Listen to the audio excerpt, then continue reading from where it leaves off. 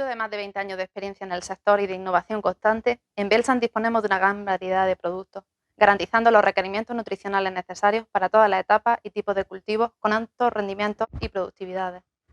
En Belsan somos una empresa orientada al cliente y, como tal, el foco de nuestra I+D Maíz es satisfacer las demandas del mercado y dar solución a sus principales problemas. Nuestro departamento de investigación y desarrollo y producción pueden desarrollar productos y procesos a medida, adecuados a las complejas demandas del mercado, ya que por nuestra experiencia sabemos que ciertos mercados requieren de productos y técnicas de producción específicas.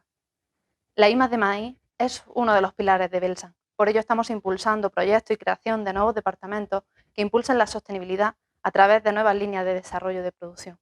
Queremos que dichas tecnologías estén al conocimiento y servicio del agricultor. Por ello, tenemos y disponemos de expertos en campo que ayudan en el manejo de los mismos para una mayor optimización y un aumento de la rentabilidad de los agricultores en cada uso. A continuación, mi compañero David Castro hará una breve presentación de los diferentes desarrollos e investigación que estamos llevando a cabo en el Departamento de Microbiología. Hola, buenas tardes. Mi nombre es David Castro y voy a hablar de parte de la empresa Belsan en cuanto a la investigación que llevamos a cabo en el Departamento de Microbiología de la Rizosfera. Debido a la necesidad de incrementar la producción en los sistemas de cultivo tradicionales, se han utilizado compuestos contaminantes que pueden hacer desaparecer las bacterias u otros microorganismos del suelo, alterando el ecosistema y trayendo como consecuencia eh, el incremento de la sensibilidad de las plantas frente a patógenos. En la actualidad existen restricciones gubernamentales, así como un rechazo generalizado por parte de los consumidores a la utilización de compuestos que se han demostrado tóxicos para los seres vivos. Y existe una creciente demanda de búsqueda de compuestos que sean de bajo residuo, ecológicos y que no dañen o respeten la relación beneficiosa microorganismo-planta. Es por ello que en Belsan estamos buscando soluciones de este tipo y estamos desarrollando productos con principios biológicos activos, como bacterias, hongos o nemátodos, que forman parte de la microbiota del suelo y que son afectados negativamente tras los tratamientos químicos convencionales. Una de nuestras líneas de investigación más activa está enfocada al estudio de la relación planta-microorganismo y desde lo que hablaré hoy de manera muy resumida. La rizosfera, también conocida como almacén de los microbios, es la zona del suelo que rodea las raíces de las plantas. Las características biológicas y químicas de esta área del suelo están muy influenciadas por las raíces de las plantas. El sistema radicular de las plantas, que sirve como anclaje y para la absorción de agua y nutrientes, también les permite liberar numerosos compuestos sintetizados por ellas. Algunos de estos compuestos actúan como moduladores químicos para atraer, seleccionar o repeler comunidades microbianas dentro de la rizosfera. Dentro de la gran cantidad de comunidades bacterianas o microbianas que encontramos en la rizosfera, existen algunos microorganismos que son capaces de promover el crecimiento de las plantas. Estos pueden ser hongos, bacterias o algas, pueden ser de vida libre o pueden estar asociados a las raíces de las plantas.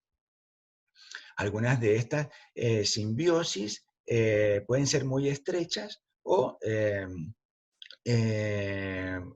mutuales.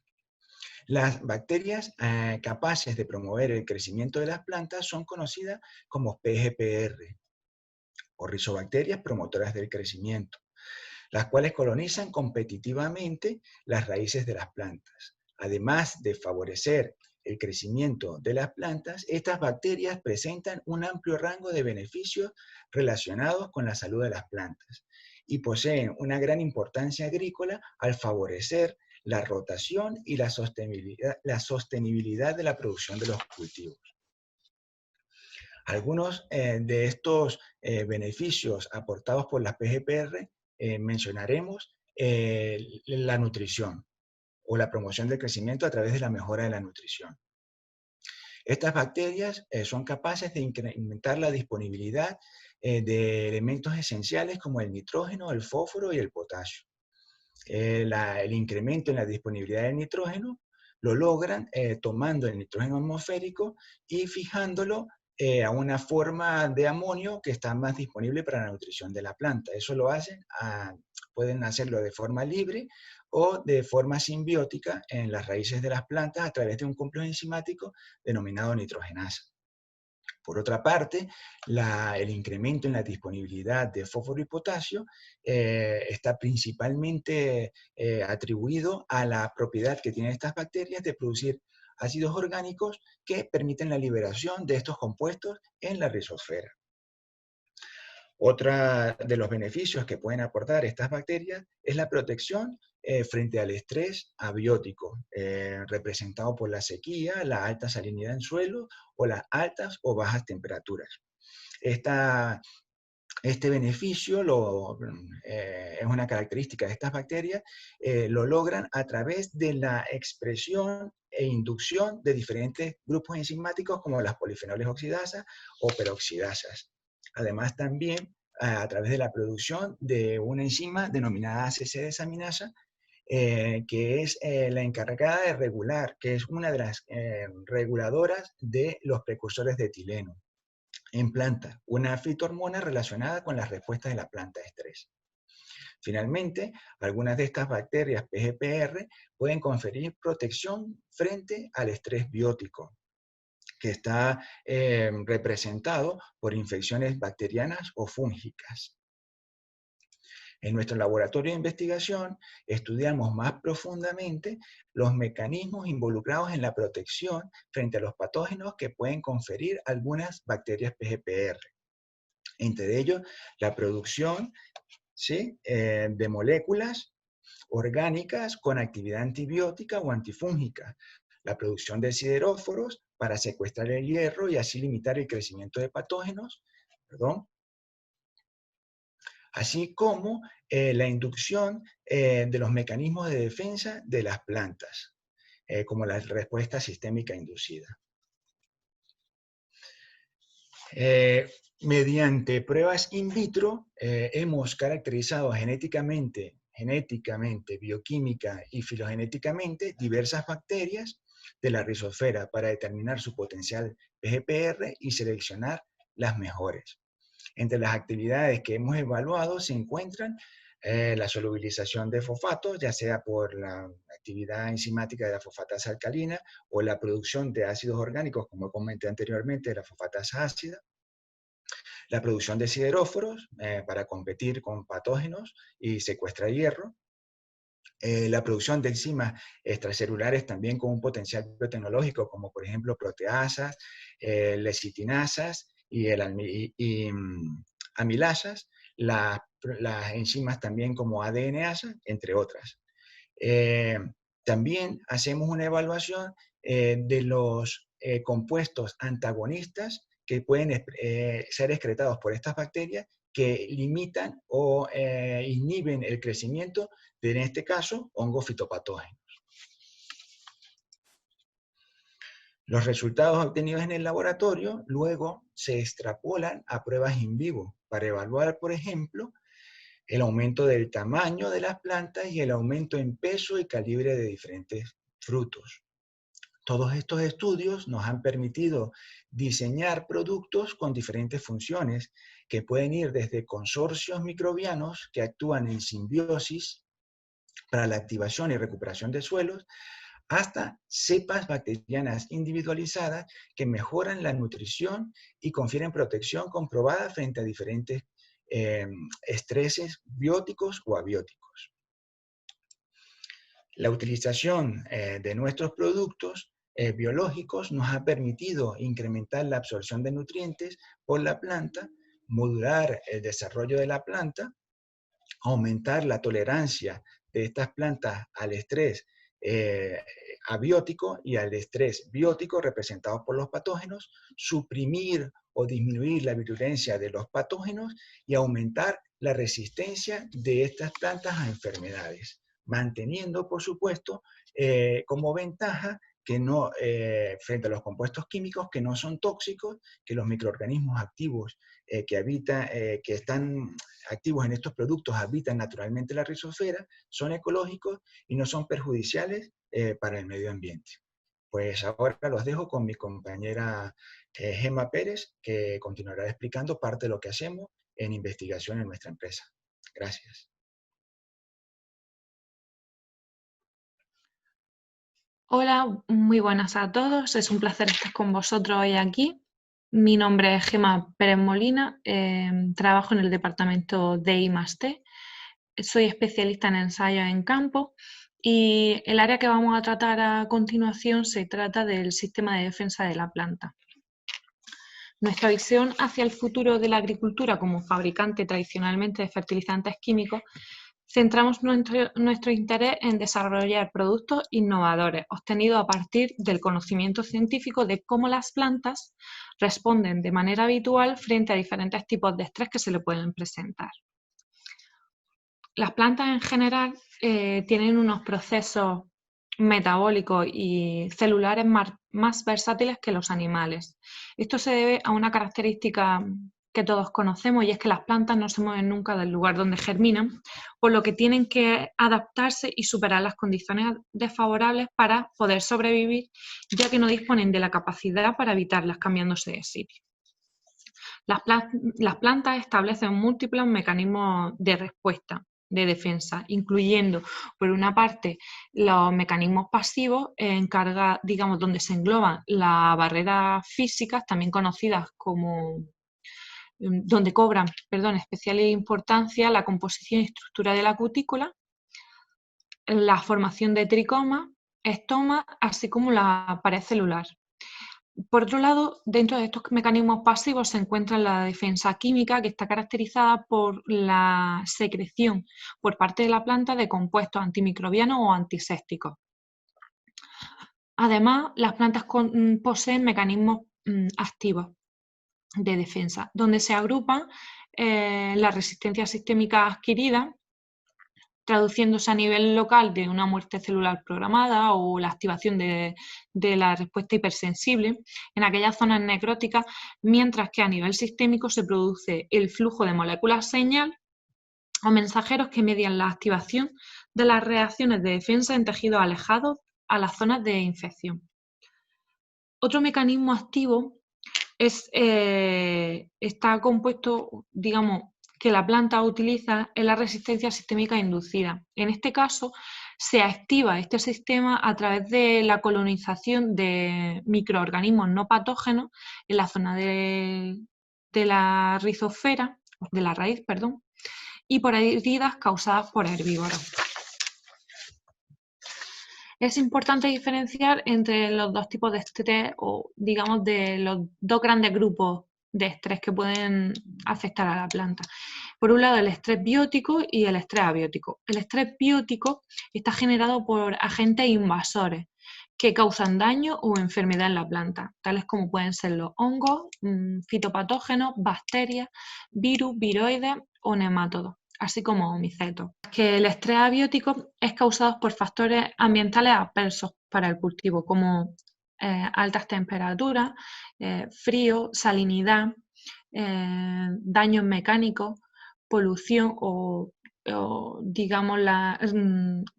la radiación ultravioleta, la aplicación de herbicidas, exposición a sustancias contaminantes, todos ellos van a ejercer un estrés abiótico en el cultivo. Nosotros nos centraremos en los mecanismos de defensa activos, donde podemos ejercer un papel fundamental para minimizar los daños ocasionados sobre los cultivos. En el ataque, por ejemplo, a patógenos, los invasores deben primero enfrentar las barreras físicas en la superficie de la hoja, conformada por la cutícula. Aparte de estas barreras de defensa preexistentes, las plantas pueden activar barreras de defensa estructurales y químicas después del ataque de patógenos. En interacciones incompatibles, es decir, en aquellas en las que la planta es capaz de frenar el patógeno, las plantas son capaces de reconocer las estructuras microbianas conservadas, es decir, los patrones moleculares asociados a patógenos a través de receptores transmembrana. Estos receptores son de reconocimiento de patrones, provocando así la activación del mecanismo de defensa intracelular. Este proceso es conocido como inmunidad activada por patrones moleculares asociados a patógenos, siendo esta defensa inmunológica la responsable de limitar el crecimiento del patógeno invasor. En cambio, los patógenos adaptados pueden inhibir o desactivar esta inmunidad activada por patrones moleculares asociados a patógenos a través de la secreción de proteínas específicas denominadas efectores o elicitores, dando como resultado una infección exitosa, la llamada susceptibilidad activada por efectores. En este caso, el control de patógenos se logra mediante aplicaciones generalizadas de productos químicos. Sin embargo, esta práctica es cada vez más rechazada por los consumidores debido a los graves riesgos para el medio ambiente y la salud humana. Estas limitaciones han llevado a la búsqueda de alternativas ambientalmente seguras para controlar las enfermedades de las plantas. El uso de inductores de resistencia a enfermedades es una de las alternativas más recientes y seguras para controlar las enfermedades de las plantas.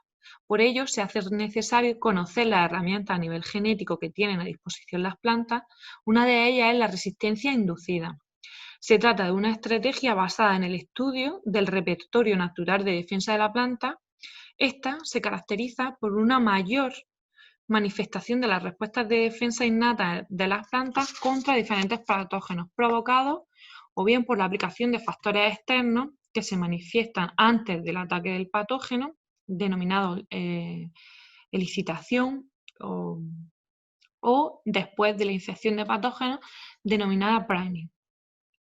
La activación de las respuestas de defensa innata durante la resistencia inducida conduce a una resistencia eficaz contra una amplia gama de agentes patógenos e invasores. Este proceso a menudo está regulado por una compleja red de traducción de señales en las que destacan dos formas en las plantas. La primera, la resistencia sistémica adquirida, inducida por compuestos químicos aplicados de forma exógena, y se basa principalmente en la vía de señalización de defensa a través del ácido salicílico. La segunda forma de resistencia inducida es la conocida resistencia sistémica inducida, que se refiere a un estado mejorado de resistencia desarrollado en las plantas después, como hemos mencionado anteriormente, de la colonización por microorganismos beneficiosos del suelo. Pueden ser las bacterias promotoras del crecimiento del suelo, así como los hongos micorrízicos. Diferentes estudios han puesto de manifiesto que este mecanismo de resistencia por diferentes microorganismos beneficiosos se basa en las vías de señalización dependientes del ácido jamónico y del etileno, y está asociada a lo que hemos denominado anteriormente el fenómeno de priming, para un estado de defensa mucho más potenciado. No solo conlleva la activación de las defensas físicas o químicas de la planta huésped, sino que al mismo tiempo este tipo de resistencia sistémica inducida promueve el crecimiento de las plantas. Centrándonos en la base tecnológica de la gama Provite, es importante hacer una puntualización sobre los hallazgos previos realizados en diferentes autores, donde ya en 1961 se hablaba de un mecanismo novedoso que provocaba que las hojas superiores de plantas de tabaco se indujera resistencia sistémica adquirida después de inocular el virus del mosaico del tabaco en las hojas inferiores de las mismas plantas. Años más tarde se publicó que las plantas que presentaron respuestas de resistencia sistémica adquirida provocadas por patógenos necrotróficos adquirieron esta resistencia sistémica no solo contra el patógeno inductor, sino también contra diferentes tipos de patógenos. Un ejemplo de ello es en una de las investigaciones donde se activó el sistema de la resistencia sistémica adquirida por el virus del mosaico del tabaco. No solo se limitó a controlar este virus, sino que fue eficaz contra 4 virus vegetales diferentes e incluso contra diferentes patógenos fúngicos. Durante las siguientes décadas de investigación han dado como resultado la identificación de dos características comunes a este tipo de resistencia, incluso en diferentes especies vegetales. Por un lado, es que tiene una efectividad de amplio espectro contra diferentes patógenos, y la otra característica es que tiene un efecto duradero incluso después de la provocación. Estas características de la resistencia sistémica adquirida como respuesta de defensa tienen aplicaciones biotecnológicas para controlar el estrés biótico en plantas de cultivo cuando crecen en condiciones de campo. Aunque las vías son diferentes tanto para la resistencia sistémica adquirida como para la resistencia sistémica inducida, presentan una fuerte componente genética y otra fuerte componente hormonal. A nivel genético, ambas requieren de un gen regulador funcional que activa la expresión del gen de defensa, estamos hablando del GNPR1, mientras que a nivel hormonal es el ácido salicílico en el caso de la resistencia sistémica adquirida, y mientras que en el caso de la resistencia sistémica inducida es el ácido jasmónico y el etileno, las sustancias que equilibran la respuesta de defensa afectando al comportamiento de la planta bajo diversas condiciones ambientales adversas. La evolución de estos mecanismos es un claro ejemplo de coevolución a nivel molecular entre las distintas especies. Recientemente se ha puesto de manifiesto que los mecanismos de respuesta de defensa, tanto a estrés abiótico como a estrés biótico, en multitud de ocasiones se solapan para contrarrestar sus efectos. Esto nos permite diseñar formulaciones a base de sustancias dianas que ayudan a preparar y a activar la maquinaria de defensa de la planta de manera que ésta sea capaz de defenderse, superar el estrés al que está sometido y mantener un ritmo de crecimiento óptimo, ya que se sabe que las plantas, digamos, cuando están sufriendo un determinado estrés, ya sea por una infección bacteriana o por un estrés por sequía o salinidad, prefieren destinar todos sus recursos a superar esta amenaza antes que continuar con su crecimiento, lo que supone merma en el crecimiento y el desarrollo de la planta, generando costosas pérdidas económicas a los agricultores.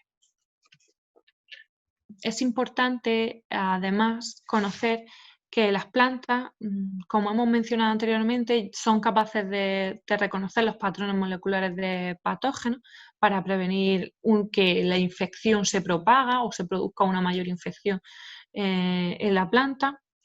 Sin embargo, los patógenos de las plantas desarrollan un mecanismo, son capaces, algunos de ellos, de desarrollar un mecanismo para anular esta defensa previa mediante la producción de elicitores y que son capaces de insertarse dentro de la pared celular. En este caso, hay algunas plantas en las que son capaces de activar la respuesta hipersensible o muerte celular programada, así como la producción de fitoalexina, producción de proteínas con actividad quitinasa y glucanasa o la deposición de calosa. Estos son los mecanismos que la planta es capaz de activar una vez que es reconocido el ataque del patógeno para intentar confinarlo y frenar la infección. Una vez que se produce esta activación, además la planta libera diferentes moléculas señal de resistencia a las células adyacentes, así como al tejido distante, de manera que se produce la activación en toda la planta del sistema de resistencia, ya que lo que hacemos es, digamos, alertar a la planta de que puede ser atacada, de manera que la planta se va a centrar a activar todos esos mecanismos para frenar en la medida en la que ella puede la infección o el ataque de un agente patógeno. Es necesario hacer una pequeña distinción de la planta cuando está sometida a estrés abiótico, ya que la respuesta que ejerce frente a este tipo de estrés va a ser bastante diferente al estrés causado por agentes patógenos o por estrés biótico. ya que en este caso, frente al estrés abiótico, la planta lo que va a hacer es modificar eventos específicos de su desarrollo como respuesta a los cambios en el ambiente y optimizar la utilización de los nutrientes disponibles. Los mecanismos de defensa, en el caso del estrés abiótico, están orquestados por una compleja red reguladora que involucra moléculas de señalización que incluyen las hormonas del estrés, en este caso el ácido abscísico, así como la activación o se producen especies reactivas de oxígeno, sulfuro de hidrógeno, óxido nítrico, las poliaminas, se ven afectados los fitocromos y el calcio como molécula señal, así como los factores de regulación de genes, en este caso se denominan, como se conocen, los factores de transcripción, que van a silenciar en algunos casos la expresión de genes o van a activar la expresión de genes de respuesta a estrés abiótico específico. En campo es importante hacer hincapié que las plantas están expuestas no solo habitualmente a una combinación de estrés, de diferentes tipos de estrés, en lugar de un solo tipo de estrés. En este caso es importante conocer cómo las plantas, por una parte, primero perciben las señales del medio ambiente, se produce la transmisión de moléculas señal a la maquinaria celular o a través de segundos mensajeros, como puede ser el calcio, las especies reactivas de oxígeno. Posteriormente se activan procesos utilizando mecanismos complejos que les permiten aclimatarse, como la activación o inactivación de genes para la síntesis de proteínas específicas, síntesis de esas proteínas específicas con una actividad determinada y a una determinada cantidad de las mismas. Se puede producir la desaturación de lípidos de membrana, la activación de la activación o síntesis de secuestradores de las especies reactivas de oxígeno, incrementando como la producción de antioxidantes y la acumulación de solutos compatibles. Los efectos negativos que pueden ejercer el estrés abiótico en las plantas es que pueden dañar el sistema de la fotosíntesis, ya sea por el exceso de especies reactivas de oxígeno, por otro lado se pueden producir lesiones en la membrana celular, daños producidos, como hemos mencionado, por las especies reactivas de oxígeno en diferentes órganos clave para la planta, la desnaturación de proteínas, así como se puede producir un estrés osmótico, que es como consecuencia de un estrés, por ejemplo, por altas temperaturas. Los avances en el conocimiento de los mecanismos de resistencia de las plantas a patógenos, así como los mecanismos de adaptación de las plantas frente a condiciones medioambientales adversas, permiten desarrollar nuevas tecnologías y estrategias más eficaces y respetuosas con el medio ambiente, como es la gama Provite, desarrollada para mejorar el rendimiento del cultivo, aun cuando la planta está sometida a un cierto tipo de estrés. Muchas gracias por vuestra atención. Para más información o para cualquier consulta pueden visitar nuestra web o ponerse en contacto con nosotros.